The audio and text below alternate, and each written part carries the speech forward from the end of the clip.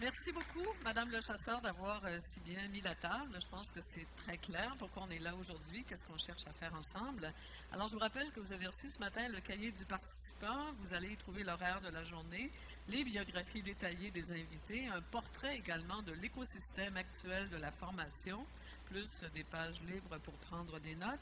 Certaines annulations dues à la tempête cet après-midi. Madame le chasseur y a fait allusion, j'y reviendrai.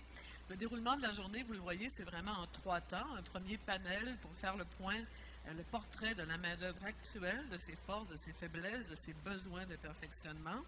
Vous serez invité évidemment à intervenir. Le panel sera suivi à 11 heures de la conférence de M. Julien, consacrée aux défis technologiques de l'avenir.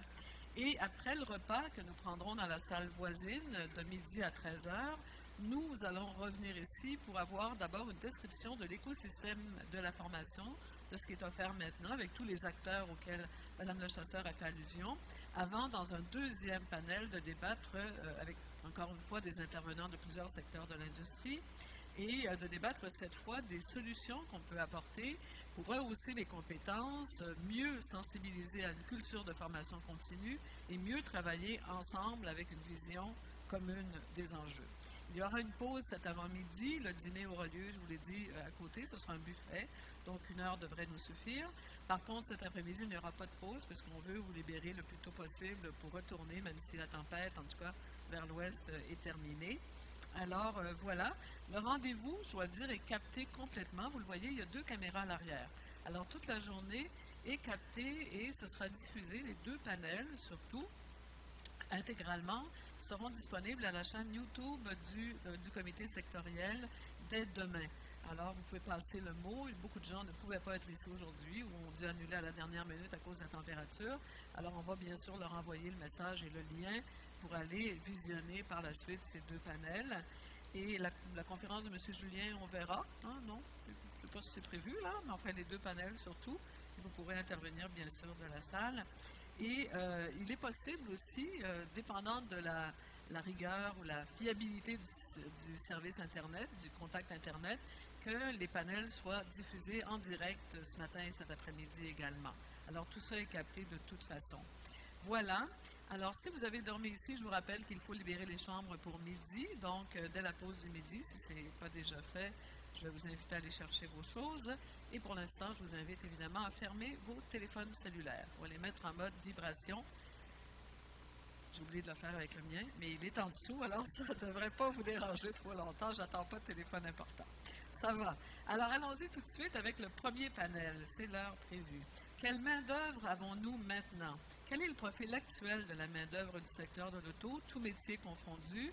Plus de 100 000 travailleurs et travailleuses, des femmes à 17 répartis entre 18 000 entreprises environ.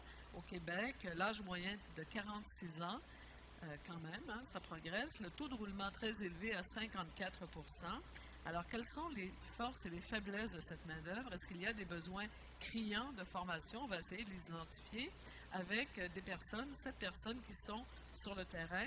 Je vais les nommer, vous les présenter, les inviter à monter, me rejoindre et à s'asseoir comme ça en rangée. Alors voilà, d'abord César Brunet. Monsieur Brunet, bonjour à vous, qui est enseignant au Centre de formation professionnelle West Island depuis 1998. En 2008, il ouvrait son propre atelier de mécanique automobile certifié CAA. C'est un mécanicien de première classe doté d'un brevet d'enseignement qui réalise également de la formation pour le Comité paritaire de Montréal et pour CarQuest à Montréal et Ottawa. Alors, merci d'être là. Vous ne serez pas seul trop longtemps, là, rassurez-vous. Dany Caron. Monsieur Caron, je vous invite à venir rejoindre M. Brunet. Monsieur Caron, que vous connaissez peut-être déjà comme président du syndicat national des employés de garage du Québec. Lui-même est technicien automobile à l'emploi depuis 1990 d'un concessionnaire GM. C'est un homme convaincu de la nécessité du perfectionnement qui lui-même a suivi plusieurs formations au-delà de son DEP. Et depuis 25 ans, il s'est beaucoup impliqué dans le syndicalisme, mais aussi comme formateur pour la centrale CSD. Il participe à différents comités, dont le CSMO Auto, le CPA, le CPCPA. Je vous rappelle, vous connaissez les anagrammes maintenant. Autoprévention, bien sûr, en matière de sécurité, et autres instances qui incluent la participation syndicale. Bonjour, M. Caron. Merci. Maintenant, M. Mario Comtois de Uniselect. Il est depuis 2014 directeur Solutions d'affaires nationales et donc responsable des programmes ateliers mécaniques et du centre de formation pour techniciens automobiles chez Uniselect, où il travaille depuis 38 ans. Il a tout fait chez Uniselect, 15 ans au centre de distribution de Boucherville, jusqu'au poste de directeur d'entrepôt, avant de passer en 95 aux ventes auprès des magasins et ateliers du réseau, en plus de s'occuper des ententes des comptes majeurs. Bonjour, M. Comtois. Voilà. On continue avec les hommes pour l'instant. Steve Auborne, M. Auborne, voilà, qui est propriétaire technicien d'un atelier de réparation automobile à Val-Joli, dans les cantons de l'Est. Il a étudié d'abord en comptabilité avant de comprendre que la mécanique automobile, c'était beaucoup plus intéressant et de prendre la relève de l'atelier de son père en 2012. En 2017 et en 2016 et 2017, il siégeait au conseil d'orientation stratégique d'Uniselect. En 2017, il devenait chroniqueur du magazine Le Garagiste et s'impliquait aussi dans la plus grosse association de l'après-marché au Canada, donc l'Association de l'industrie automobile du Canada, en représentant le Québec et en siégeant sur le Conseil des fournisseurs de services. Bonjour, M. Auborne. Bonjour à vous. Enfin, voilà, Audrey Paradis. Audrey Paradis, qui est originaire de la Gaspésie, qui est à Montréal depuis 6 ans et qui est peintre automobile depuis 2014. Diplômée en carrosserie de l'École des métiers de l'équipement motorisé de Montréal, reconnue compagnon peintre classe 1, elle travaille à la carrosserie A25 Procolor depuis 5 ans. Elle se spécialise dans la finition et la peinture et en 2018, on l'engageait au comité paritaire de Montréal en tant qu'examinatrice pour les examens de qualification de peinture hydrosoluble. Bleu, voilà.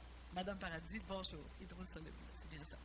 Enfin, M. Saint-Pierre, Éric Saint-Pierre, gestionnaire en ressources humaines depuis plus de 25 ans, membre de l'Ordre des conseillers, bien sûr. Après quelques années dans la fonction publique québécoise, il devenait en 1997 directeur des ressources humaines chez Pièces automobiles Le Cavalier. Il s'impliquait au sein de l'industrie en participant, entre autres, à la table de recyclage des pièces, au développement de la norme professionnelle de démonteur de véhicules routiers, à l'analyse d'emplois variés comme livreur de pièces, estimateur de dommages. L'entreprise a été acquise par LKQ Canada en 2012 et depuis, il est directeur de cette grande entreprise, directeur des ressources humaines, donc chapeautant 1600 personnes réparties à travers le Canada, ce qui fait qu'il était à Toronto avant-hier, à Toronto cet après-midi, c'est ça? Voilà, un homme qui voyage beaucoup. Alors, j'enchaîne avec Valérie Véronneau, Madame Véronneau, je vous en prie, qui est propriétaire et directrice générale de 3 ateliers de carrosserie. Fix Auto, pare-brise Novus Vitre et Mécanique Service Auto Speedy dans la région de Sherbrooke et Quaticook. Elle a racheté ces entreprises de son père avec qui elle travaillait déjà depuis 2001 en occupant plusieurs postes de commis comptable de gestion des ressources humaines. Après des études en marketing, elle revenait en 2012 à la direction générale des 3 ateliers avant de les acheter en 2018 après avoir été complètement convaincue de le faire par un parcours à l'école d'entrepreneurship de Beauce. C'est bien ça? Ça a été déterminant dans votre décision, l'école d'entrepreneuriat? Oui? Voilà, parfait. Alors, tout le monde est là. Tout le monde est là. Je prends la dernière chaise, vous me permettez. Je ne restais pas debout devant vous tout ce temps-là. Alors, on essaie donc de décrire la réalité actuelle sans trop s'attarder, comme Mme Le Chasseur nous invitait à le faire, sur le passé, c'est-à-dire les raisons pour lesquelles on arrive dans cette situation-là. Ce qui est fait est fait. Essayons de partir de la situation actuelle. Alors, en 2019, quelle évaluation faites-vous de tous les lieux où vous êtes, au fond, où vous travaillez, de la compétence actuelle des travailleurs? Est-ce que leur compétence est suffisante pour les tâches à accomplir maintenant et dans un avenir prévisible? Alors, on est entre nous, là, il faut vraiment s'entendre et dire la vérité. Alors, qui veut commencer? Qui veut commencer dans cette évaluation de la main-d'œuvre actuelle? Monsieur Saint-Pierre. Je vais briser la glace. Je voudrais qu'il y a beaucoup de défis. C'est sûr que la main-d'œuvre est variable. On a des défis d'acquisition de talent, mais aussi développer nos talents à l'interne. Je ne crois pas qu'actuellement, ce qu'on a comme possibilité de main-d'œuvre et aussi de possibilité de formation, ça répond complètement aux besoins de nos entreprises actuellement. C'est un défi. Oui. Quelles sont les forces de cette main-d'œuvre-là pour l'instant? Ça dépend évidemment. Peinture automobile, c'est une chose, carrosserie, c'est autre chose, mais en général, les plus grandes forces de la main-d'œuvre actuelle, qu'est-ce que ce serait? Madame Paradis, je ne sais pas. En fait, je pense que les jeunes sont vraiment impliqués. Oui. J'ai remarqué beaucoup qu'à l'école, les jeunes veulent apprendre beaucoup pour la majorité. Donc, je pense que c'est vraiment une force d'être impliqué, surtout aussi en industrie, où est-ce que, en fait, je vais dire patron va nous envoyer en formation pour continuer notre apprentissage. Il y a beaucoup de jeunes qui sont impliqués dans ça, puis je pense que c'est une bonne chose. C'est quand même une force là, de l'implication en fait, des jeunes. Oui. Par contre, il n'y a pas tant de jeunes qui veulent faire ces métiers-là. Hein? Je pense que dans votre cohorte à l'école... Oui, c'est ça. Moi, dans le fond, dans ma classe, on est commencé, on était 22. On a diplômé, je pense qu'on était 9. Si je ne me trompe pas, on est 3 en industrie aujourd'hui dans ma classe. Donc, c'est vraiment c'est très peu élevé. Mais bon, au moins, on va dire que c'est la qualité qui compte sur la quantité. Oui. Bon, bravo. Belle philosophie. Mais la formation elle-même, vous l'avez appréciée, la formation que vous avez eue? Oui, c'était super bien. Oui. Voilà. Qui veut donner son point de vue? Monsieur Caron, sur... Il y a quand même plusieurs aspects de tout Oui. ce qui vient d'être dit. Moi, je pense que la compétence est là. Les gens n'est pas exploitée. Ça, c'est une première chose. Parce que le sentiment d'appartenance dans l'entreprise, puis moi, je vais parler au niveau concessionnaire automobile, parce que c'est ça que je connais. Je ne peux pas parler pour les autres. Donc, C'est ça. mais au niveau de moi, puisque Mademoiselle disait, là, en 1989-90, le constat était le même. Il y avait beaucoup de monde, beaucoup plus que maintenant, mais peu travaillaient dans le métier. Ceux qui sont là sont intéressés. L'évolution des technologies, maintenant, là, c'est les gens les plus jeunes, entre autres. Moi, je suis comme dans le milieu, là. Tantôt, j'ai su que j'étais comme en haut de la moyenne. Mais il reste que ça s'apprête. Les plus jeunes, maintenant, c'est ça qu'ils veulent, l'évolution technologique. Ils rentrent dans les entreprises, le sentiment d'appartenance, d'après moi, est beaucoup moins présent, puis la valorisation n'est pas là non plus. Oui. Donc, ça fait longtemps que tu es là, OK, tu fais ça. Ça fait pas longtemps, maintenant, toi, tu fais ça. Après 1 an, 2 ans, 3 ans, sans pratiquer, bien, il manque des connaissances. Mais la compétence, au départ, de ceux qui sont dans le métier, moi, je crois qu'elle est là, qu'elle est présente. Oui. Je pense que la passion aussi. La majorité des gens sont passionnés, on le voit là, quand on leur parle. Fait que je pense que c'est ça qui est distinctif versus peut-être d'autres métiers. Surtout peut-être moi, je suis plus du côté indépendant que concessionnaire automobile. Fait que la passion est là. Les propriétaires, tu vois, qui sont vraiment depuis des années là-dedans. Débrouillardise. Au Québec, on parle français. Et la majorité des informations est en anglais. Hein? Tous les contacts, toute la formation souvent et l'information qui est disponible est en anglais. Donc, je pense que les Québécois sont plus débrouillards par rapport à ça parce qu'ils n'ont pas le choix de se débrouiller avec la langue, avec la difficulté aussi de la langue versus notre industrie. Oui. Madame Véronneau? Moi, si je peux me permettre, je constate en gérant mes ateliers avec tous les employés que j'ai un clash de génération.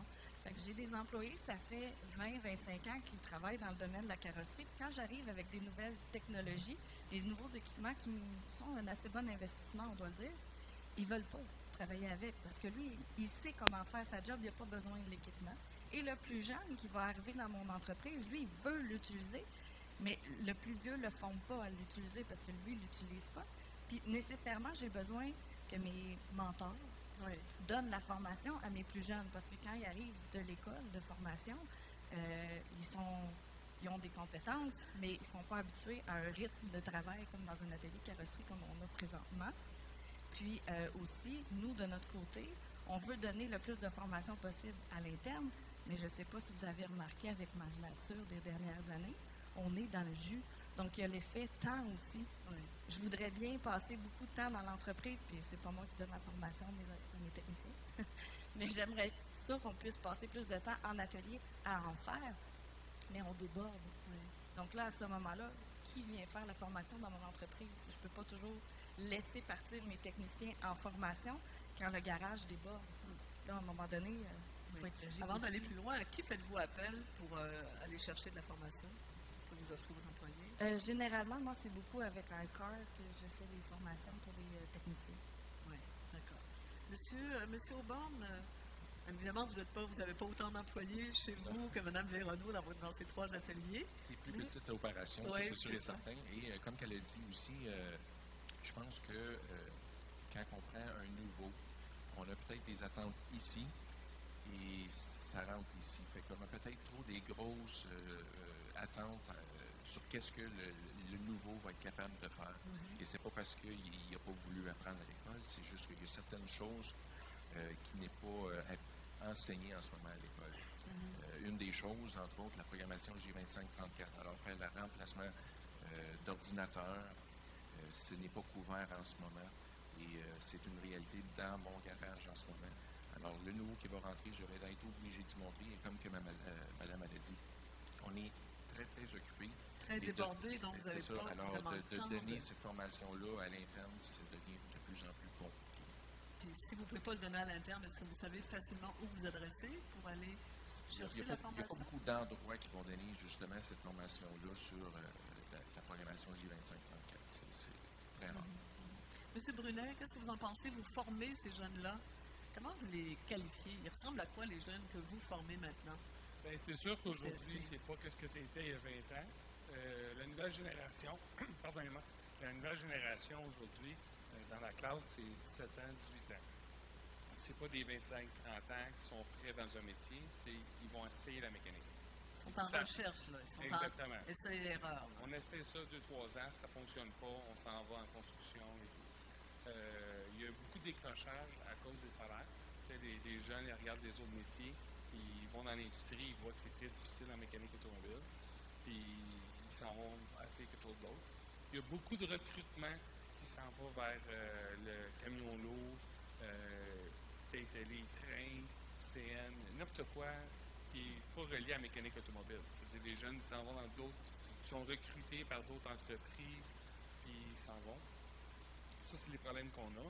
Puis la génération qu'on a, c'est le temps de surplus, ils ne sont pas trop intéressés.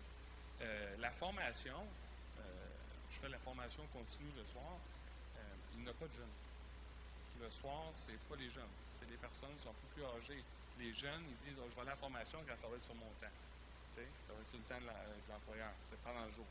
Puis le soir, ils ne sont pas trop intéressés par cette formation-là. C'est ça qui arrive. C'est-à-dire, on veut faire de la formation, mais là, ils veulent que la formation soit le jour, et l'entreprise a besoin de faire produire. Il y a pourtant des périodes tranquilles dans l'année, mais je trouve ça dommage quand on répond à ça. Puis c'est vrai, c'est la réalité. Il y a des ateliers chez nous qui ne veulent pas envoyer du monde formé de jour. Puis pourtant, on est en janvier, février, tu rentres dans le shop, il y a 8 techniciens, personne ne travaille. Ah oui? Pourquoi tu ne les as pas envoyés se former? Oui. Ah, ben, au pas qu'il y avait d'ouvrage. Non, mais c'est pas comme ça que tu vas investir. Nous, on fait beaucoup de perfectionnement avec des méthodes très simples, très courtes, d'une journée, demi-journée, 2 jours. Puis il y a beaucoup de pratique là-dedans. Fait que je pense que je veux juste regarder le profil de nos gens, des techniciens. C'est pas des gens qui voulaient être médecins puis faire 7 ans d'université. C'est des gens qui ont de la difficulté à rester sur place. On parlait d'hacker tantôt. On est certifié hacker chez nous, mais on a essayé de faire le côté mécanique du côté hacker, lorsqu'on parle d'acclimatiser. Puis quand les gens rentraient qui leur cassent la soudure, bien, ce qu'ils voulaient faire, c'est de souder. Ils ne voulaient pas s'asseoir d'une classe et entendre un prof parler pendant 4 heures. Oui. Ils C'est veulent pas le pratiquer. contenu théorique. C'est pas des la gens qui preuve veulent toucher. théorique qui va les... Non, puis souvent, malheureusement, convaincre. c'est la façon dont la formation est dispensée. Il y a trop de parties théoriques, il n'y a pas assez de pratique. Faites attention au profil des gens. Ce sont des gens manuels, ce sont des gens qui veulent toucher, qui veulent pratiquer. Et en pratiquant, ben, les études le démontrent, 70, 80, 90% de la matière va être conservée par le cerveau plutôt que 20% ou 30% lorsqu'on fait juste démontrer ou qu'on fait une présentation PowerPoint avec des questions. Alors, c'est ça aussi, la formation est très large, elle est inégale, je pourrais dire. Aussi, elle n'est pas uniforme non plus à travers les 17 territoires québécois. Oui, on va y revenir. M. Saint-Pierre? Moi, ce que je voudrais apporter, c'est que dans notre industrie, on a géré avec 2 catégories de métiers. On a des métiers qui sont spécialisés, qu'on retrouve les carrossiers, les mécaniciens, tout ça. Et on a beaucoup d'emplois ou de postes qui sont des métiers qui sont semi ou non spécialisés. Souvent, les métiers spécialisés, on va avoir une formation initiale d'entrée, un DEP, tout ça. Et souvent, les métiers non spécialisés ou semi-spécialisés, il n'y a aucune formation d'entrée. Fait qu'il faut trouver aussi des façons d'avoir des travailleurs dans les métiers semi et non spécialisés qui ont les compétences pour accomplir ces tâches-là. Nous, ce qu'on a fait dans l'industrie du haussage, c'est qu'on s'est regroupé tous les membres de l'ARPAC. On a travaillé avec le CSMO, la Commission de partenariat du marché du travail. On a développé une norme de démonteur de véhicules routiers et on a développé un processus de démontage graphique. Et maintenant, on est actuellement à développer une formation avec des nouvelles technologies pour venir appuyer cette formation-là. Mais je pense qu'il faut penser qu'il y a beaucoup de types de métiers, mais aussi il faut penser à se regrouper ensemble parce que les ressources sont limitées. Oui, oui. Fait qu'il faut se mettre ensemble, puis il ne faut pas seulement regarder on est compétiteur, puis si je le développe, puis l'autre va le voler, il va me le voler, mais essayer de penser que souvent le compétiteur, comme César a dit tantôt, c'est les autres industries, la construction, l'aéronautique, le militaire, c'est pas nécessairement tout le temps l'industrie automobile. Et de toute façon, on se rend compte, Mme Le Chasseur le disait aussi, il y a un taux de roulement important. Et je disais que dans les nouveaux embauchés des dernières années, 70% en mécanique n'avaient pas leur DEP forcément. Donc, arrivent avec des formations très variées, là, ou des formations académiques ou des formations spécialisées vraiment très variées. Alors, comment on fait pour, au fond, les employeurs ont le problème aussi d'être obligés de faire une mise à niveau avec beaucoup de ces nouveaux travailleurs de l'industrie. C'est ça, c'est ce que vous expliquez un peu. Oui, il y a quelques aspects que Mario a mentionnés au niveau de la formation théorique. Les gens, c'est du pratique qu'ils veulent faire. Puis on le voit de plus en plus, là, même s'il y a des cours à faire le soir au comité paritaire, vous parlez pour Québec, là, les gens, ils n'ont plus d'intérêt à y aller. Pourquoi ils n'ont plus d'intérêt? Là, c'est ça, là, ça a changé, l'évolution a changé. Le niveau monétaire, César en a parlé, ça aussi, ça fait partie de l'équation. Mais il y a une chose, ça prend un plan d'une entreprise. C'est pas parce que quelqu'un connaît son métier qu'il est capable de le montrer à son collègue de travail. Puis ça prend un plan, détermination, persévérance pour à long terme. Pas, je décide demain que cette personne-là va être formée, que dans un mois, elle va l'être. Là. C'est un plan à long terme. Ça, c'est les employeurs qui ont cette responsabilité-là. Oui, oui. Mais il va rester des disparités entre les travailleurs eux-mêmes. Hein. Vous l'avez dit, il y en a qui sont motivés, c'est ce que vous avez vu, et il y en a qui savent bien leur métier, qui ont acquis de l'expérience et qui ne veulent pas trop intégrer de nouvelles données. Alors, comment on fait pour, dans l'entreprise, sensibiliser tout le monde, au fond, à la nécessité de continuer de se former? Bien, si je peux me permettre. Oui. Chez nous, j'ai commencé de la formation qui est non technique. Ça s'appelle la formation du savoir-être. C'est quand même quelque chose d'assez important parce que dans les équipes, j'ai eu plusieurs, moi je suis bon, puis je ne donnerai pas mes trucs parce que c'est moi qui est bon. Et j'ai essayé de tenter d'expliquer à plusieurs reprises à mes techniciens, écoutez, c'est l'équipe qui est bonne, c'est pas seulement vous. Alors, il faut partager nos trucs. Puis, ils ont peur que les trucs s'enlèvent chez mon compétiteur à côté. Puis, là, j'ai commencé à faire la formation de savoir-être et à expliquer. Mais s'il y va, et c'est tout. De toute façon, on va en avoir d'autres ateliers. Puis, c'est ça. Donc, on a commencé aussi des formations sur comment interagir ensemble. Ça a l'air très, très enfantin, mais c'est très efficace. Savoir comment communiquer, que le travail que je reçois ne m'est pas approprié à moi, bien, c'est assez important. Puis dans les techniciens, on sait, ils sont vite un peu à dire les choses de la mauvaise façon. Bien, c'est quelque chose quand même. Qu'est-ce que vous voulez dire par là? Ben, exemple, c'est plutôt t'as mal fait ta job, moi je suis pognée avec.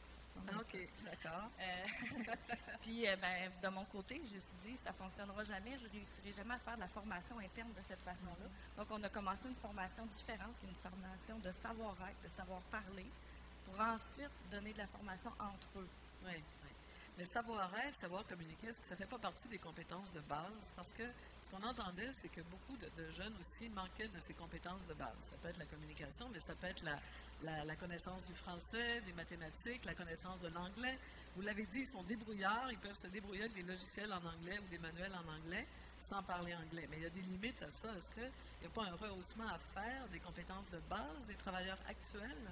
M. Brunet? Oui, mais par contre, dans les gens qui prennent le DEP, ils ont ces formations-là. Le problème qu'il y a, c'est pas tous les gens qui font le DEP qui sont en mécanique automobile ou sont peintres ou quelque chose comme ça. C'est-à-dire là, c'est le problème de qualification. Tu sais, quelqu'un il est peintre, mais il n'y a pas de DEP. C'est ça le problème. Il faut peut-être mettre comme dans la construction, dire pour devenir peintre, il faut faire un DEP. Pour devenir mécanicien, il faut faire un DEP. Mais là, on a besoin de quelqu'un, juste quelqu'un qui peut bouger, puis on veut qui fasse de la mécanique, mais on ne lui donne pas de DEP, puis après ça, il n'y a pas les compétences. C'est comme ça le problème. C'est le manque de qualification provinciale qui oblige quelqu'un à faire un programme ou quelque chose, puis peut-être faire comme pour les hommes de service une compétence, puis pour un autre, ça prendrait un DEP. César, si je ne me trompe pas, quelqu'un qui n'a pas un DEP va rester pris comme apprenti. Est-ce qu'il peut devenir compagnon? Non, mais n'importe qui peut devenir compagnon. Il faut qu'il passe un examen au CPA. Mais quelqu'un peut juste être engagé et il travaille dans un atelier. Il n'a pas besoin de DEP. Ça, c'est le problème. Ça, c'est le loophole qu'il faut fermer la porte un jour. Mais c'est parce qu'il y a une pénurie. C'est-à-dire là, on dit on a une pénurie. C'est-à-dire là, on veut qu'on peut engager n'importe qui. Mais là, après ça, les gens qu'on engage, on les paye moins, parce qu'ils n'ont pas de DEP. Puis eux qui ont le DEP, bien, eux autres s'en vont dans d'autres métiers que ça prend un DEP, puis ils ont le plus grand salaire. C'est-à-dire, c'est nous autres qui créons le problème. Ça a l'air d'un cercle vicieux. Oui, exactement. Mais est-ce qu'une partie de la solution, dans la mesure où il y a des problèmes de recrutement, c'est d'exiger le DEP, d'aller vers une qualification obligatoire? Le problème, c'est premièrement, il faudrait que ça soit provincial. Parce que là, c'est régional. Les CPA, c'est par région. Puis là, il faudrait que ce soit provincial. Puis il faudrait faire comme un grandfather law, quelque chose pour les gens qui sont déjà dans l'industrie. On va dire qu'ils travaillent je ne sais pas tous les CPA sont où, mais on va dire que je suis en région et je n'ai pas de CPA. On ne peut pas dire à quelqu'un, tu ne peux plus être mécanicien, ça fait 30 ans que tu es mécanicien. Il faut trouver une façon d'ajuster ça, mais c'est un problème. Oui. Mais une des solutions, c'est la reconnaissance des acquis pour tous ceux qui sont là et qui ont acquis d'eux-mêmes la qualification. Je pense que c'est ça, M. Comtois? Je reviens encore à mon pattern. C'est pas un mécanicien, c'est pas un médecin. Malheureusement, dans sa vie, à cause de la technologie, à cause de l'avancement, il va falloir qu'il retourne à l'école. Fait qu'on est toujours à contre-courant. On forme à peu près 2200 personnes par année. C'est sensiblement 20 de notre flotte. Le reste, ils l'apprennent sur le tas ou ils vont ailleurs ou ils l'apprennent pas. Donc, les gens qui sont déjà là, parce que moi, c'est à eux autres que je m'adresse plus aux gens qui rentrent dans le métier, on fait quoi avec ces gens-là pour s'assurer qu'ils suivent la formation? Il y a une question d'environnement, une question de sécurité, ces véhicules. Il n'y a pas vraiment de normes. L'industrie ne fait pas s'il y a des normes, s'il n'y a pas de normes. C'est une question concurrentielle. L'être humain étant ici, ça fait peut-être pas encore assez mal. On perd beaucoup de monde dans d'autres industries, mais les gens qui sont là, c'est pas tout le monde qui vient de se former, ils n'ont peut-être pas encore un intérêt. Puis c'est difficile de changer quelqu'un qui a 50 ans, qui est dans le domaine depuis 30 ans, puis qu'à l'époque, il n'avait pas besoin de suivre la formation. Puis aujourd'hui, le véhicule, il est différent. Où est-ce qu'on a une grosse faiblesse aussi, c'est par rapport à nos propriétaires d'ateliers. Je ne vise pas mon chum Steve, il est un des meilleurs. Mais c'est la majorité dans l'après-marché, des propriétaires d'ateliers, ce sont des techniciens qui ont acquis une entreprise. Et les skills de gestion, tout ça, ils sont très inégales. Et il y a toute une question de parrainage ou d'accueil aussi du jeune ou de la jeune dans l'entreprise. C'est pas normal qu'on ait une rotation et que les gens s'en aillent. Ça veut dire qu'on ne fait pas une bonne job à l'entrée. On ne les forme pas assez en tant qu'accueillant, que je pourrais dire. Puis on n'a pas assez non plus un programme pour aider le mécanicien à devenir aussi un aide naturel ou un coach ou un mentor qu'on pourrait appeler. Ça, il faut vraiment développer ça. Il se tourne vers le partage, qui accepte de partager ses connaissances, comme Mme Véronneau le disait, au lieu de les garder pour lui. Là. Exact. C'est ça. Il faut aider le propriétaire. Oui. Il faut aider le propriétaire à accueillir. Il faut aider le propriétaire aussi à mieux comprendre sa business. D'être capable de monter son taux horaire, pour être capable de faire de la formation. C'est un cercle vicieux. Là. Oui. On parle des taux horaires à Montréal à 100, puis on parle de 38 en Beauce. Il y a une disparité dans tes régions aussi. Il faut aider ces gens-là, puis c'est souvent des mécaniciens qui sont devenus propriétaires d'entreprise. Dans l'après-marché, c'est plus comme ça. Alors, si je vous demande d'identifier les besoins les plus urgents en termes de formation, qu'est-ce qu'il faut aller chercher? Qu'est-ce que vous observez comme lacune de la formation actuelle, des compétences actuelles des travailleurs? Est-ce que c'est plus au niveau des compétences de base, j'y reviens, savoir communiquer, savoir-être, savoir décoder, savoir... ou est-ce que c'est très technique? D'après vous, les plus grands défis, les plus urgents, c'est la technologie? C'est de s'adapter. Il y a toute la nouvelle technologie qui rentre, on n'a pas le choix, on ne peut pas l'arrêter. Aujourd'hui, les véhicules sont de plus en plus 40 de la valeur du véhicule, c'est la technologie. Oui. Fait qu'on n'aura pas le choix. C'est une question de temps avant qu'ils rentrent chez nous, après une garantie ou quoi que ce soit. On n'a pas le choix de faire face à cette nouvelle technologie-là. Et il y a tout le côté, ce qu'on appelle le soft skill du propriétaire aussi, je pense qu'il y a une faiblesse qu'il faut vraiment améliorer par rapport à la gestion des ressources humaines, la gestion de l'entreprise. Si on est capable Donc, il faut former les travailleurs, mais les employeurs également. Aussi. Et les entreprises. Oui, je comprends. Est-ce qu'il faut reformer les formateurs dans certains cas? Oui, aussi.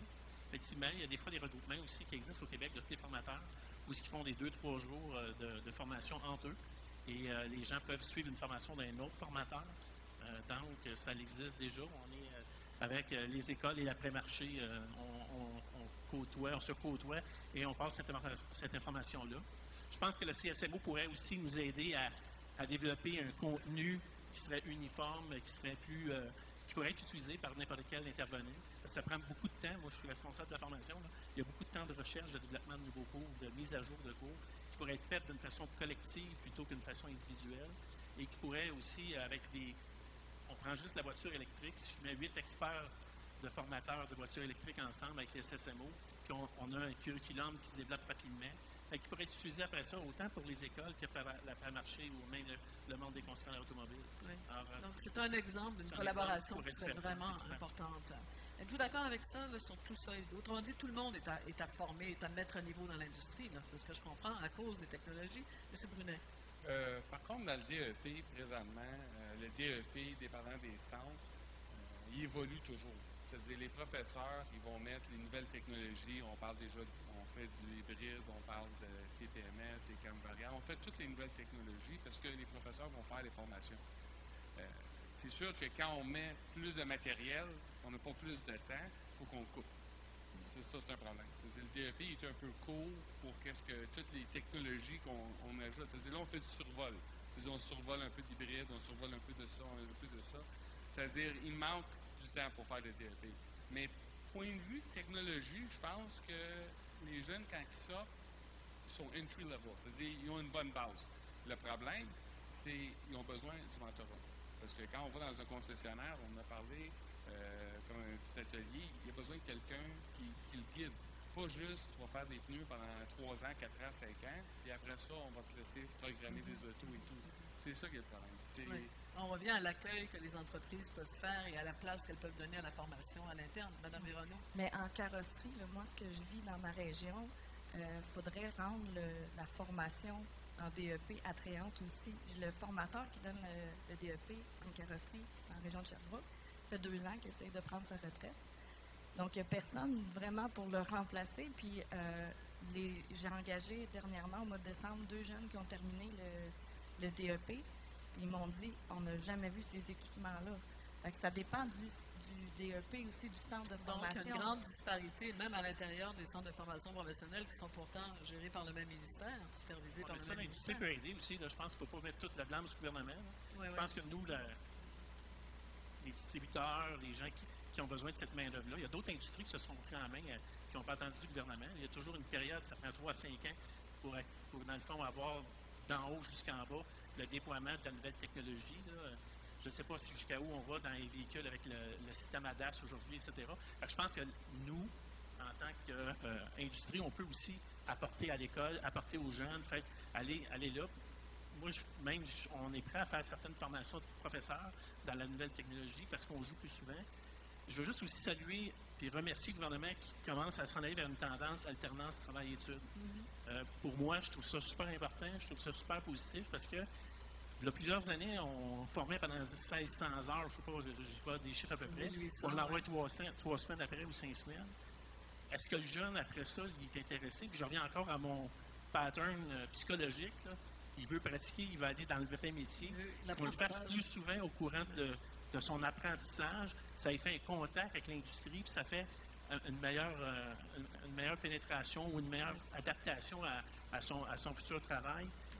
Moi, je pense que là-dessus, tout le monde s'entend. Il y a une façon de modifier. On a commencé à le faire. Il y a des initiatives formidables qui vont dans le sens d'autres formes d'apprentissage, d'autres formes de formation initiale et continue.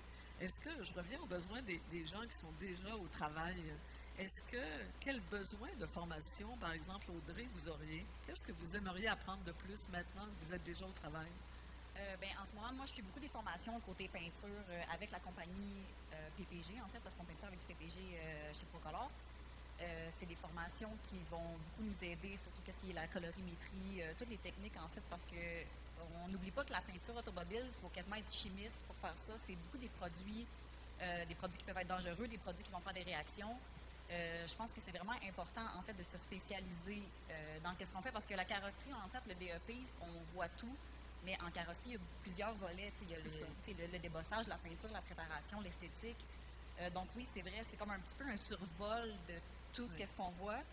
Je pense vraiment que c'est important dans l'industrie de continuer à se former dans notre spécification, là, vraiment où est-ce qu'on s'en va, dans quelle branche on s'en va. Oui, oui. Sur la question des employeurs, qu'est-ce que vous en dites, M. Aubin, comme petit employeur? Oui, mais c'est ça. Moi, ce que j'étais pour mentionner, c'est qu'au niveau du DEP, moi, ce que je voulais apporter comme suggestion, c'est on devrait peut-être faire un branchement pour certaines spécialisations vers la fin du DEP, pour encourager le jeune à travailler dans des sujets qui est plus intéressé à étudier plus en profondeur. Comme ça, je reviens à ce que j'ai dit au début, on a des attentes là, puis peut-être ça rentre ici, mais s'il est capable de nous prouver, regarde, je suis capable de faire ça sans aucun problème, puis qu'à la fin de la journée, il est heureux d'avoir travaillé dans quelque chose et il a fait des tâches qu'il est heureux de faire. Puis un résultat, là, il y a un résultat, il voit le résultat. Il va avoir la chance de probablement rester plus dans le domaine que d'aller dans les autres domaines. Ça peut jouer sur la motivation, sur la rétention, aux Exactement. études et au travail après, éventuellement. Donc, il faut vraiment... Est-ce qu'on est vraiment à un point tournant? Est-ce que c'est l'impression que vous avez qu'il y a vraiment une situation d'urgence un petit peu? Que ne serait-ce que pour retenir la main-d'œuvre dont on a besoin dans le secteur, on doit repenser la formation. Oui. La façon dont on forme, mais peut-être aussi les gens qu'on essaie de recruter. Il y a quand même des nouvelles clientèles. On pense à des jeunes quand on pense au DEP en mécanique, mais est-ce qu'il n'y a pas, par exemple, dans tout le bassin des immigrants qui arrivent et qui sont déjà qualifiés, peut-être pas au Québec, mais ailleurs, dans des métiers d'automobile ou connexes? Je pense aux personnes retraitées qui reviendraient peut-être sur le marché du travail. Je pense à des femmes, évidemment, à des personnes handicapées, mais capables de travailler. Est-ce qu'il n'y a pas d'autres cibles qu'on pourrait, par la formation, avec des formations mieux pensées, aller chercher? Bien, c'est ça, comme que, pour revenir à ma division, là, si on peut dire, dans la dernière année, on va parler beaucoup de diagnostic avec les ordinateurs, tout ça, Oui. mais quelqu'un qui est enclin à aller faire des études pour de la programmation avec des ordinateurs, mais peut-être ça va l'aider à l'attirer dans notre domaine. Fait que, si on est capable de dire, tu ne toucheras pas aux freins, des choses moins intéressantes, mais côté diagnostic, tu vas jouer avec un oscilloscope à la journée longue, peut-être que ça nous aiderait à aller chercher d'autres applications pour entrer au DEP. Oui. Voilà. Qu'est-ce que vous en pensez comme directeur des ressources humaines, là? Effectivement, on ne peut pas exclure aucun bassin de personnes pour le recrutement. Il faut avoir l'esprit ouvert. Il faut vraiment avoir l'esprit ouvert. C'est sûr que les gens La n'arrivent question, pas... c'est est-ce que la formation peut devenir un outil de recrutement? Au fond, rendre la formation plus sexée, entre guillemets, plus Effectivement. adaptée aux nouvelles technologies à l'avenir. Est-ce qu'il y a de passionnant dans ce qui s'en vient aussi? Est-ce que ça ne peut pas aider? Effectivement, autant au niveau des centres de formation professionnelle qu'en termes de perfectionnement en cours d'emploi par la suite, que ce soit chez l'employeur ou différents fournisseurs de formation, il faut y aller avec des nouvelles façons. Je reviens encore avec ma formation pour les démonteurs qu'on est en train de développer. Historiquement, on a arrêté une formation en salle avec un formateur à l'avant qui aurait eu un contenu écrit. Et là, je prends un travailleur qui est habitué de travailler dans un atelier toute la journée, puis là, je lui demande, OK, assis-toi 4 heures ou assis-toi 8 heures dans la classe, puis écoute une personne en avant, tout le monde va dormir. Ouais. C'est sûr. Puis, premièrement, juste essayer d'amener les gens, on peut pas. Il faut trouver une autre façon. Nous, on y va vers des nouvelles technologies, parce qu'on va y aller avec de la formation en ligne, avec des vidéos, des exercices, ça va être dynamique, par petits modules, pas trop long. On peut faire un module, revenir la journée d'après, la semaine d'après, faire un deuxième module. Mais il faut y aller avec des stratégies qui sont plus innovatrices. Ce que je trouve intéressant, c'est que la Commission des partenaires du marché du travail a accepté de financer un projet comme ça qui n'est pas traditionnel chez eux. Normalement, ça n'aurait pas. On est en projet pilote, mais ils ont décidé de dire on va l'essayer, on va aller voir qu'est-ce que ça va donner, puis voir si on peut aller plus loin dans cette formule-là. Mais il faut vraiment y aller de nouvelles façons. Nous, avant, on utilisait l'image pour appuyer le texte. Maintenant, avec les milléniaux, il faut utiliser le texte pour appuyer l'image. Ça prend une vidéo. Je regarde une vidéo YouTube, OK, là, je suis content. Mais pas trop de texte. Ouais. Que ce soit rapide, les gens, c'est Mais en tout dans même temps, l'instantané. ça ne peut pas se faire juste en ligne. J'imagine qu'il faut une combinaison de stratégies. Mentorat. Parce que le Mentorat, mentorat, coaching. le rapport humain avec l'enseignant, c'est important aussi. Le rapport avec des collègues, il y a plusieurs éléments dans tout ça. Là. Si vous me permettez, on avait parlé peut-être d'aller avec une communauté de pratique sur Internet.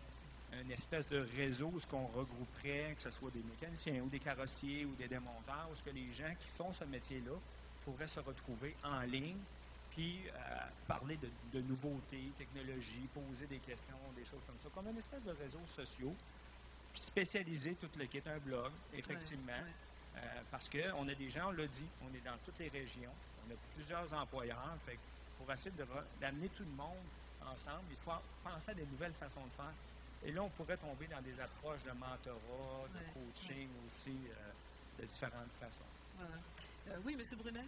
Le DEP, présentement, a été modifié il y a quelques années, puis c'est maintenant 1 tiers théorie, puis c'est 2 tiers pratique. c'est pas comme dans le temps là, qu'on fait la moitié de la journée et tout. Là, c'est vraiment, on fait comme 2 heures de théorie, 4 heures de pratique par jour. C'est-à-dire, c'est sûr que les jeunes, ils se pratiquent, ils sont capables de faire le travail. Mais c'est surtout les garder, c'est le salaire. Tu sais, les gens, c'est l'argent qui compte à la fin. Tu sais, ils ne veulent pas faire d'overtime. On ne peut plus dire tu vas faire plus d'argent en travaillant les fins de semaine, puis faire de l'argent à cash, comme on dit, mais ils veulent travailler 40 heures, puis c'est tout. Il faut que ce soit un salaire comparatif. Donc, il faut s'adapter non seulement à leur façon d'apprendre, mais à leurs valeurs. Les valeurs des milléniaux, c'est ça aussi. C'est la famille. C'est la famille. Puis il n'y a rien de mal avec ça, mais il faut adapter le salaire comme les autres métiers.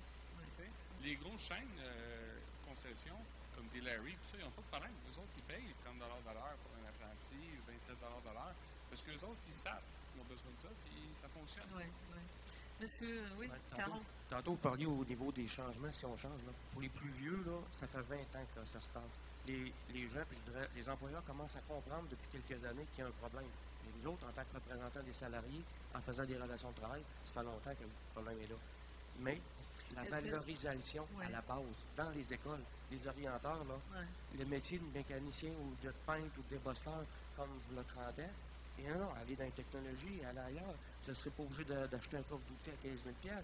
Puis c'est ça, là. C'est tout ça. Il faut partir à la base. Fait que ça commence par chaque entreprise, CSMO, tous les partenaires, valorisés à la base. Je ne parle pas juste des jeunes. Il y en a qui ont fini des études, ils retournent à l'école pour se faire un métier. Mais si tu es intéressant d'aller là, non, on ne va pas là, tu vas inquiéter de salaire. C'est plus ça, là, le marché automobile. C'est ça. Mais vous parlez de vos salariés, là. Est-ce que la demande de formation de perfectionnement, elle vient du milieu? Est-ce qu'elle vient des travailleurs? Est-ce que vos travailleurs demandent précisément, moi j'aurais besoin de cours d'anglais parce que je ne comprends pas tout. Moi j'aurais besoin d'apprendre tel nouveau logiciel, là, celui dont parlait par exemple M. Auborne. Dans les concessionnaires automobiles que je représente, la demande, elle vient pas beaucoup. Il n'y en a pas beaucoup qui sont intéressés à évoluer, sont là pour faire le job, point. Fait qu'il y a un travail à faire de ce côté-là. Les gens, là, on les demande d'aller les payer pour aller en formation. Ils nous disent non, ça ne m'intéresse pas. Puis ils sont payés, c'est rendu dans le jour. Fait que le problème est peut-être plus loin qu'on le pense aussi, mais ça fait quand même longtemps. De où est-ce qu'on le part? La résolution, là, c'est petite bouchée par petite bouchée, un petit peu à la fois. Là. Enfin, moi, ça m'inquiète. Je vous arrête. Moi, ça m'inquiète. Je conduis une automobile, là, de penser que peut-être que si j'ai un accident n'importe où, en région ou à Montréal, je vais dans un garage, je ne suis pas sûr que le mécanicien va être compétent pour bien réparer mon auto, même s'il n'y a pas beaucoup d'électronique. Ben, c'est ça. Je ne peux pas avoir la garantie que je vais avoir une qualité de mécanique en allant n'importe où si je n'ai pas une référence ou si... je trouve ça inquiétant comme citoyen. Puis qu'il n'y a pas un minimum de formation requise à chaque année pour se maintenir à jour. Mais juste pour intéresser nos employés actuels à participer aux formations, c'est vraiment, on l'a dit, ceux qui sont dans l'industrie, c'est des passionnés. Fait que c'est de partager notre passion. En tant qu'employeur, c'est important de toujours continuer de partager avec nos employés cette passion-là qu'on a. Et dernièrement, j'ai été travailler avec mes préparateurs. De mon côté, je suis gestionnaire. Je n'ai jamais travaillé dans l'atelier. Mais j'ai été les voir, je disais, hey, voulez-vous me montrer, moi, je vais sabler ce véhicule-là. L'expression faciale de mes employés, là, c'était inexplicable. Puis eux ont fait comme, ah, wow! Et ils me l'ont montré. Et là, j'ai dit, wow, mais vous faites ça comme ça. Ah, mais c'est stressant. Mais là, je vais être correct. Puis ils me l'expliquaient tout ça. Fait que dans le fond, t'en sais beaucoup de choses. Et ça, c'est un partage de passion. Et là, lui a commencé à dire, hey, moi, je vais leur montrer, lui. C'est pas lui, ça. C'est vraiment de partager notre passion. Je pense que c'est important. Puis en partageant notre passion, eux aussi, d'eux-mêmes, vont commencer à partager aussi leur passion. Oui. Voilà. Écoutez, voulez-vous, ça serait peut-être intéressant de vous entendre à ce moment-ci sur les mêmes questions. On essaie de mesurer la compétence actuelle de la main-d'œuvre, les besoins les plus criants en termes de formation. Vous êtes là aussi à différents lieux de ce secteur-là. Alors, je vous invite à venir au micro, là, à briser la glace. Faites-le, échangez avec eux. Monsieur, vous êtes prêt? Parfait. Présentez-vous, puis allez-y de votre commentaire ou question. Bonjour, Benoît Ménard, compétence 2000, enseignant depuis une vingtaine d'années au DEP. Je vous écoute parler, puis depuis tantôt, je suis sur ma chaise, puis je veux venir vous jaser un peu. Premièrement, Mme Véronneau, à chaque fois que vous êtes intervenue, j'abonde dans le même sens que vous. 80% de ma job comme enseignant, c'est dans enseigner du savoir-être, être ponctuel, savoir s'exprimer envers un client. Donc, le DEP, la mécanique auto, c'est un prétexte pour faire du savoir-être avec ces jeunes-là. Ça fait des années que moi, quand j'ai commencé à enseigner le DEP, j'avais beaucoup plus de temps pour développer sur certains sujets. Plus ça va, plus on réduit ce DEP-là. Pourquoi? Parce qu'il y a plus de nouveaux enseignements à insérer dans le DEP? Ce que disait M. Brunet. Oui, mais on a de la matière. pression aussi des centres locaux d'emploi qui veulent que ces travailleurs-là retournent dans l'emploi le plus vite possible. Donc, tu sais, je dis souvent en blague, en réunion, je vais être obligé de parler plus vite. Parce que plus ça va, plus j'ai des choses à intégrer dans le DEP, puis j'ai de moins en moins de temps. Vous parlez de la force des jeunes. Bien, la force des jeunes n'ont pas peur des nouvelles technologies. Tu sais, j'arrive avec un scanner, excusez l'anglicisme, là. Mais nos jeunes regardent ça et disent, ben c'est bien vieux, pourtant un scanner il y a 3 ans. C'est parce que c'est pas un écran récent, puis ils trouvent ça, ils n'ont pas peur des nouvelles technologies. Donc, c'est une force de ces jeunes-là. Ils ont soif d'apprendre, ils sont là. Les milléniaux ne sont pas pires, ne sont pas mieux qu'avant, ils sont différents. Donc, il faut juste amener le sujet différemment. Quand j'entends parler qu'ils sont allergiques à la théorie, ben moi, je donne des cours d'1 heure de théorie, puis on s'amuse, on rit. Puis, depuis qu'on a enlevé le volet, parce qu'avant, quand j'ai commencé à enseigner, il y avait des évaluations théoriques. Bon, on me dit, oui, OK, tu peux passer ta théorie encore avec des formatifs, mais quand tu dis à un élève, ben c'est pas dans l'examen, il prend le papier, puis il est parti de papier. Donc, ramener ce volet théorique-là, à mon sens, ce serait une bonne chose. Oui, je sais que des fois, il y a certains profs, au bout d'1 heure, tu es endormi, oui, mais il ne faut pas cesser d'être exigeant envers notre clientèle, nos jeunes qui arrivent, parce qu'on a fait des tables rondes à l'école, puis ce qu'ils demandent, ces jeunes-là, c'est de la rigueur dans l'enseignement, donner de l'importance à leur formation et donner aussi, être exigeant envers eux. Oui. Être exigeant envers eux. Mais M. Brunet disait tout à l'heure que plusieurs de ces jeunes-là essayaient la mécanique, mais qui allait peut-être changer comme pour la peinture, partir en cours de route. Ce n'était pas forcément l'auto qui les intéressait, c'est qui est en recherche parce qu'ils sont encore assez jeunes et tout. Ceux que vous connaissez, ceux que vous avez, est-ce qu'ils vont continuer dans le secteur, d'après vous? Bien, les milléniaux sont dans l'instantané. Ils vont arriver, puis oui, c'est vrai qu'ils viennent magasiner. C'est notre job d'allumer cette passion-là pour l'automobile, pour la mécanique auto ou pour la peinture. C'est notre job d'allumer cette passion-là. Tu sais, moi, je dis toujours qu'il faut que je dégonfle la balloune rapide et dangereux, puis je les amène à la réalité du métier, parce qu'ils viennent s'inscrire parce qu'ils ont vu rapide et dangereux, puis là, bien, ils s'en viennent faire de la modification. Puis on va apprendre comment ça fonctionne une voiture. Premièrement, tu vas apprendre à prendre ta douche à tous les matins, puis arriver à l'heure, puis là, déjà là, 80% de ma job va être faite. Et quand vous faites des formations sur le savoir-être, madame, c'est peut-être parce que certains employés n'ont pas passé justement par des centres de formation. Et tout à fait d'accord avec toi, César, quand tu dis, ben on se dit dessus parce que ça fait longtemps qu'on se connaît, mais il faut arrêter de laisser entrer n'importe qui dans ce métier-là, par n'importe quelle porte. Madame, vous êtes inquiète parce que peut-être vous ne savez pas si la personne qui répare votre voiture va être compétente. Vous avez tout à fait raison. Parce que je donne toujours l'exemple que si un médecin arrivait ou un avocat arrivait, puis vous offrait un service, puis il dit, ben, on va essayer. Parce que moi, j'ai pas suivi de cours, j'ai pas d'études, mais on va essayer de vous défendre en cours. L'engageriez-vous? Je pense pas. Alors, comment ça se fait qu'on permet ça dans notre métier? Je comprends pas. Je comprends pas comment ça se fait que n'importe qui peut rentrer dans le métier et dire, ben OK, je vais essayer de réparer votre voiture, puis si je manque mon coup, ben OK. Être plus exigeant à l'entrée, exiger une qualification, exiger le DEP ou d'autres, c'est beau, mais on est quand même en période de pénurie et les employeurs ont besoin de main-d'œuvre. Alors, on est vraiment dans une situation très difficile. Là. Juste pour terminer, parce que je vais terminer, actuellement, on me donne 1 heure. Ah, ben là, vous auriez dû me le dire avant, là. Je vous aurais interrompu avant ça. Là. Concluez. Oui. Mais tu sais, je dis toujours en conférence que je forme 44 jeunes aux 6 mois juste sur l'île de Laval. L'École des métiers de Montréal en forme le double. Sainte-Thérèse, Saint-Jérôme. À tous les 6 mois, il y a une entrée là, de jeunes qui veulent travailler dans le métier. Le problème est au niveau de la rétention. On dit qu'on est en pénurie de main-d'œuvre. On est en pénurie de main-d'œuvre compétente. Oui. Parce que moi, je leur montre à marcher. Le métier doit leur montrer à courir. Donc, quelle belle image. C'est le gros problème. Dernière petite chose. Je vois que l'après-marché est très, très, très impliqué. ici Oui. aujourd'hui. Est-ce qu'il y a des gens de la corporation des concessionnaires automobiles ici? Oui. Monsieur J'aimerais ça, Gardia. j'aimerais ça vous entendre aujourd'hui, puis j'aimerais ça aussi que vous dirigiez un peu vers des centres de formation, puis donner de l'information à ces gens-là, parce que l'après-marché est à côté de nous autres, sont proches de nous autres, puis on est Mais les content de les concessionnaires avoir. passés, ce qui est presque la moitié quand même. Voilà. Ouais. Voilà. Merci. Ben, écoutez, peut-être, on peut renvoyer la balle. Est-ce que des gens parmi vous qui voudraient venir répondre, enchaîner? C'est un autre point de vue qu'on n'a pas vraiment entendu encore, celui des concessionnaires. Alors, pour répondre aux mêmes questions, au fond, là, hein, comment avez-vous l'évaluez, la compétence des gens que vous recevez, que vous formez, j'imagine, à l'interne? Comment vous identifiez les besoins de perfectionnement de votre main-d'œuvre? Allez-y, allez. On est entre nous, là. Ne soyez pas gênés. Ben, M.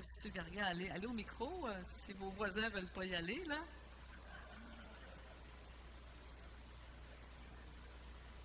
En fait, on vit toute la même situation. On a les mêmes travailleurs qu'on a laissés rentrer il y a 30 ans dans nos industries avec des besoins X, Y, Z, avec des niveaux de certification un peu aléatoires. Oui, c'est la solution dans la situation dans laquelle on est. On est ici pour trouver des pistes de solutions. Tout comme vous, on les cherche. On met sur pied des programmes de reconnaissance des acquis avec nos travailleurs. C'est difficile, il faut convaincre ce travailleur-là à aller faire de la reconnaissance des acquis. C'est son choix.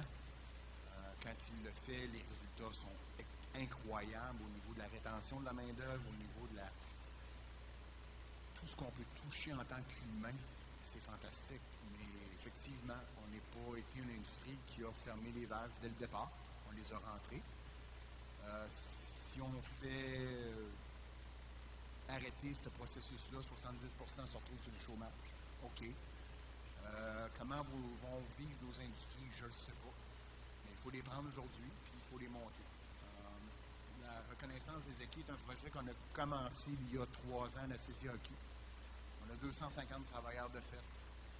On s'est assis avec les autres groupements et on leur a offert notre aide. Vous voulez voir comment ça se fait? Vous voulez travailler avec nous? On va le faire. Il y a des gens comme Québec en réseau qui nous ont aidés. Les commissions scolaires nous ont aidés. On a approché chacune des commissions scolaires l'une derrière de l'autre et on a demandé, êtes-vous prêts à faire de la RAC? Ben oui, c'est faisable. Ça demande des efforts. Il faut mettre de la main-d'œuvre. J'ai des gens qui m'entourent aujourd'hui, qui sont avec moi, qui ne font que ça à temps plein. Pour 1600 travailleurs. Et si j'en fais 300 à 400 qui vont en faire de la RAC après, ben, je pense que c'est une piste de solution qui mérite à être travaillée. Ça fait 400 travailleurs de plus qui vont avoir leur diplomation. Si on est capable conjointement de faire ça, que ce soit chez nous, les concessionnaires, ou chez l'après-marché, ben écoutez, c'est une piste de solution qui mérite d'être vue. Cet après-midi, on va en parler peut-être un petit peu On plus. va parler plus longtemps des solutions, Des dont la modes de RAC, solution. la reconnaissance des acquis. Exact. Tu sais, j'ai des gens avec qui j'ai forgé des partenariats d'affaires, qui est des commissions scolaires du Saguenay, qui ont une façon novatrice de le faire. On parle de nouvelles technologies qui est capable d'être répartie sur chacun des territoires du Québec. Ben oui, j'ai froissé d'autres commissions scolaires parce qu'ils sont capables de le faire rapidement au niveau de la RAC. Je suis désolé, mais moi, j'ai des comptes à rendre à mes travailleurs qui sont, je veux une diplomation. J'ai des pressions des constructeurs automobiles qui me disent, ben il faut que tes constructeurs, tes réparateurs soient certifiés. Oui, on vit les mêmes challenges que vous. C'est un processus à long terme. On en reparlera après-midi. Mais... Voilà. Merci. Quelqu'un aimerait compléter? On aimerait peut-être entendre d'autres points de vue à Juste, ce moment-ci. Oui. Pour Monsieur répondre à Caron. ceux qui rentrent, Monsieur ceux qui rentrent, ceux qui sont déjà dans le marché, je pense que c'est deux cas. C'est deux je pense cas qu'il y a différents. deux Ouais. façons de faire. Le hockey, là, moi je joue au hockey longtemps, là, le port du casque de hockey est devenu obligatoire à une période. On n'a pas demandé à tous les joueurs qui étaient déjà dans l'Union nationale de porter un casque. Au moins, les nouveaux qui rentraient avec un casque. Et après ça, ben, c'est une façon de le faire, je pense. Il faut faire quelque chose à l'entrée. Je pense qu'il faut attirer, il faut former différemment, il faut s'assurer qu'il y a une diplomation. Après ça, il y a une rétention. Il faut travailler sur les gens qui sont déjà dans le milieu, à essayer de reconnaître les acquis et peut-être de leur offrir une formation qui vient les chercher dans leur passion. Je pense que c'est ça. Oui, micro, perfectionnement continu. Parce qu'on essaie de clarifier. Oui, ben allez-y, M. Caron, on va Ben, vous entendre. au niveau Saint-Pierre, ensuite. d'amener des nouveaux, vous avez parlé de 70% qui n'ont pas de DEP dans le métier. C'est pour ça, entre autres, le comité paritaire, on est obligé de mettre un frein sur la formation avancée.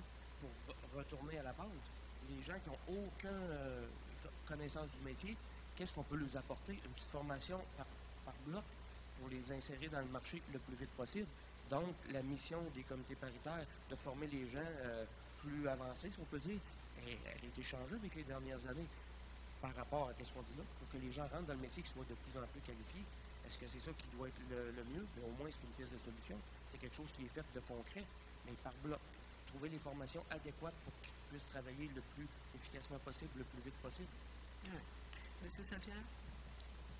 J'aimerais revenir avec le fait que c'est un travail conjoint. Le comité sectoriel de la main-d'œuvre travaille très fort sur différents projets. Grâce à eux, on a réussi à avoir des réalisations. La commission de partenariat du marché du travail qui finance le tout. Mais il faut vraiment se mettre tout le monde ensemble, les associations, les écoles, les employeurs, les représentants de travailleurs, tout ça, et aussi d'exiger des choses. Nous, quand on a mis en place la norme professionnelle, l'association a exigé qu'il y ait minimalement un démonteur certifié par membre. On a commencé par ça, on n'a pas dit tout le monde, mais il faut commencer à avoir un peu plus d'exigence, à demander des choses, et ne pas toujours attendre après le centre de formation professionnelle ou le ministère de l'Éducation que lui, tout seul, va régler tous les problèmes de la formation au Québec. Oui. C'est impossible. Oui. Donc, si on essaie de... Oui. Ah, rebonjour. C'est encore moi? Je m'excuse, c'est parce que j'ai entendu, tu sais, j'ai lancé un appel tantôt à la Corporation des concessionnaires, mais nous, en formation, pour avoir accès à l'information, c'est très difficile. On travaille avec AllData, on travaille avec Mitchell, on travaille avec des outils d'après-marché parce que l'information est relativement facile, on a une belle collaboration.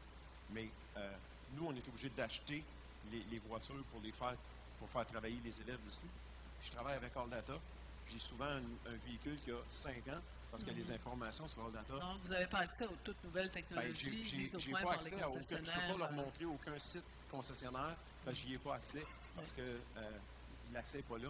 Donc, je lance une perche aux gens des concessionnaires. Si vous pouvez vous rapprocher de nous autres, ça va nous aider à former des gens plus compétents pour aller chez vous. Mais on comprend, c'est dans le même sens que M. Saint-Pierre. Oui. Autrement dit, on doit arriver à dépasser un peu les intérêts particuliers, individuels, les enjeux de concurrence, de compétition dans l'industrie pour travailler ensemble, parce que la formation ne va s'améliorer que si tout le monde travaille ensemble, c'est ce que je comprends. Mais si on essaie de mettre des mots sur les besoins de formation, là, je pense que l'adaptation au changement technologique, c'est clé.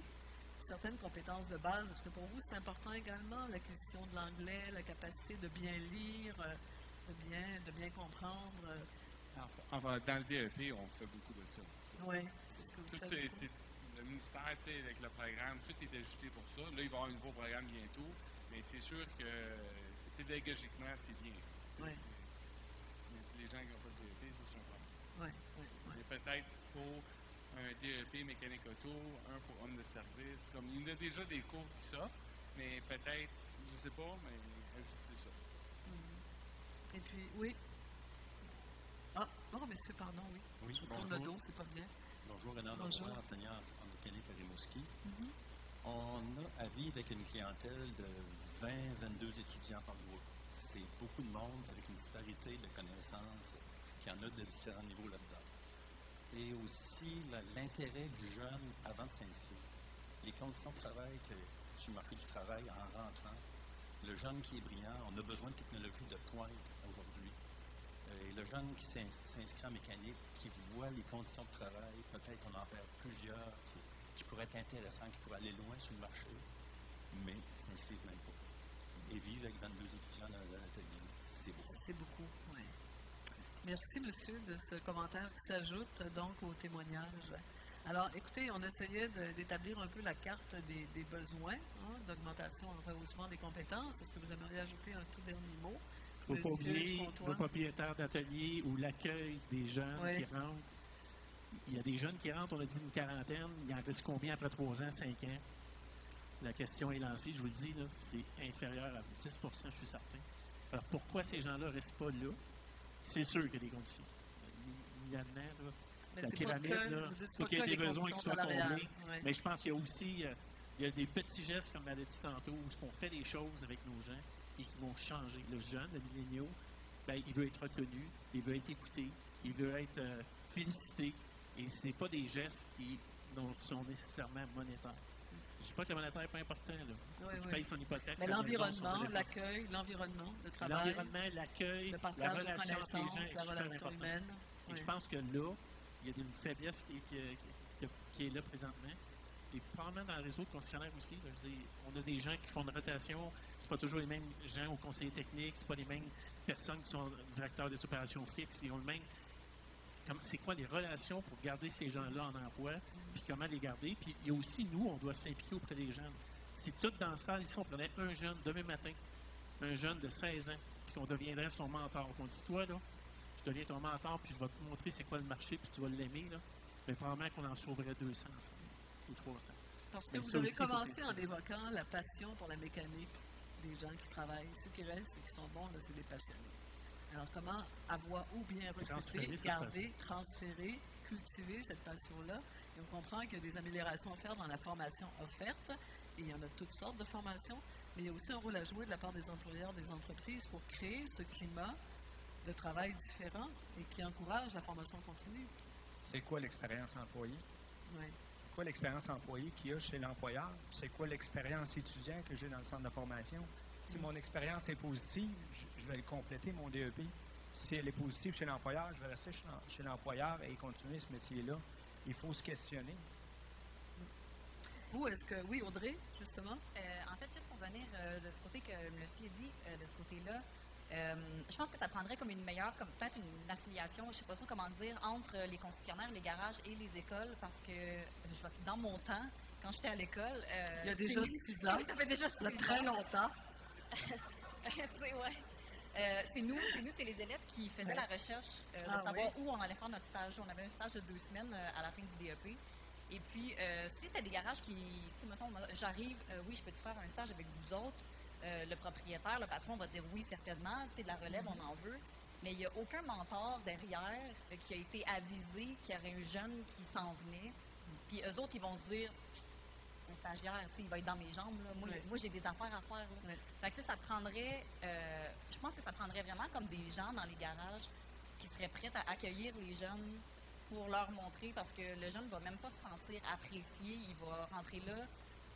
C'est non, c'est pas rémunéré. Donc, on est là 2 semaines, pas payé, à passer le balai, à changer des filtres. Parce que, bon, on ne sait pas trop quoi faire quand on sort de l'école. Fait que je pense que ça prendrait vraiment comme des garages qui sont prêts à accueillir des stagiaires. Oui. Mais ça, on peut le souhaiter. C'est sûr que c'est plus dur pour des petits ateliers comme vous, mais c'est au bord, hein, il faut, ce sera à vous de faire ce travail-là d'accueil des stagiaires. Alors que, Mme Véronneau, en tout cas, vous avez pris les moyens de le faire, vous avez plus de monde, plus de moyens un petit peu. Alors, écoutez, on va s'arrêter là. Ah, monsieur, allez-y. Non. Écoutez, on veut vous entendre, là. Bonjour, Daniel Bégin, du soutien auto Canadian Tire. Oui. Je vous écoute depuis tantôt. J'ai l'impression que vous décrivez mon cheminement de carrière. Puis tout ce que j'ai vécu, je pense que ça s'applique encore, ça fait quand même quelques années déjà. Je suis passé par le DEP mécanique auto et l'ASP aussi dans ce temps-là. Il y a des règles au Québec, c'est 2 ans maximum. Il faut regarder aussi ce qui se fait ailleurs parce que c'est peut-être un peu court, 2 ans, pour faire le tour complet. Mais après ça, après ces 2 ans-là, entrer en concession automobile, à faire tout ce que vous avez dit tantôt, des changements d'huile, de l'entretien, j'aurais eu besoin de mentor. Si on m'avait attitré à un mécanicien pour travailler, là, il faudrait trouver une solution gagnante pour tout le monde. Mais 1 an de temps à travailler en équipe avec un mécanicien senior, l'aide que ça aurait amené, j'aurais appris encore plus vite, j'aurais terminé ma formation. On parle évidemment d'une formation classique avec un DEP. On ne parle pas d'alternance avec travail-études. On vient de régler une bonne partie avec l'alternance travail-études. Mais dans le DEP classique, 1 an suivant le 2 ans, autrement dit, avec travailler en équipe avec un mécanicien aurait grandement aidé. J'aurais appris, j'aurais pu être autonome. Là, on me laissait faire des entretiens, des petits jobs, et de vider ce que j'ai fait comme 90%, comme Mario le disait. J'ai quitté le métier de mécanicien. Je n'ai pas eu cette patience-là d'attendre 15-20 ans avant de faire de la mécanique. Oui. Voilà. Témoignage convaincant, c'est tout à fait ça. Hein? Bon, alors je pense que vous arrivez pas mal au même constat. En général, il y a des consensus là. C'est le temps de réagir. Hein? Vous n'êtes pas trop chicanés. Je pense que vous travaillez dans le même sens. Vous êtes tous des passionnés aussi de mécanique, ou en tout cas du secteur de l'auto. Alors, merci beaucoup. Merci à vous, vraiment. Et puis, merci pour votre écoute. Alors, on va passer à la pause. Vous avez vu qu'à l'arrière, déjà à l'accueil, tout à l'heure, il y avait du café, des viennoiseries. Tout est là. Et on va reprendre dans 20 minutes à peu près. On va revenir et on va entendre la conférence de Michel Julien sur les grands défis technologiques qui attendent le secteur de l'automobile, qui sont déjà là dans les fêtes. Alors, bonne pause. Merci encore à vous sept. Merci.